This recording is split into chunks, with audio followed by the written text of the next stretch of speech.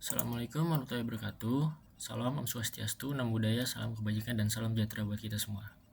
Perkenalkan, nama saya Andika Rekananta Eka Wardana dengan NPM 4524210012. Pada kesempatan kali ini saya akan membahas tentang tugas besar algoritma dan pemrograman tentang repetition atau pengulangan dengan menggunakan block statement for. Repetition atau pengulangan.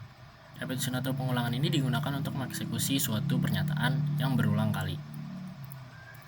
Statement for itu terbagi menjadi perulangan positif, negatif, perulangan dengan block statement, dan perulangan for bersarang.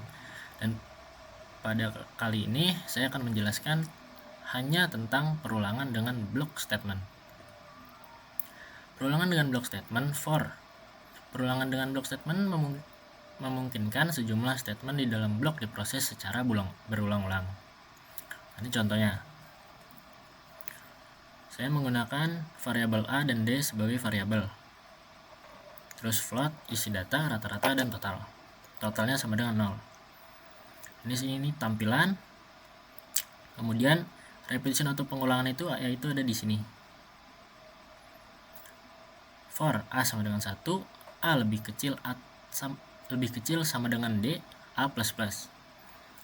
Terus ini A, inputan isi data. Totalnya sama dengan total ditambah isi data. Kemudian rata-ratanya itu total ini, kemudian dibagi variabel yang D tadi. Kemudian memberikan hasilnya. Kemudian ini outputnya sesuai data yang saya masukkan. Kemudian pseudocode-nya deklarasi variabel A, D.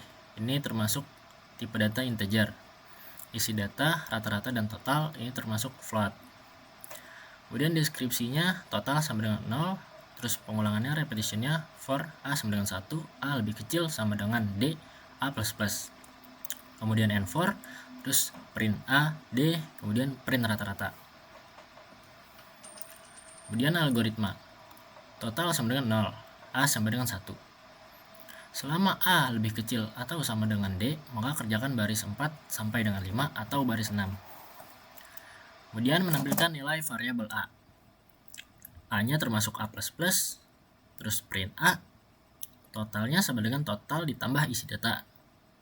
Kemudian rata-rata sama dengan total dibagi D.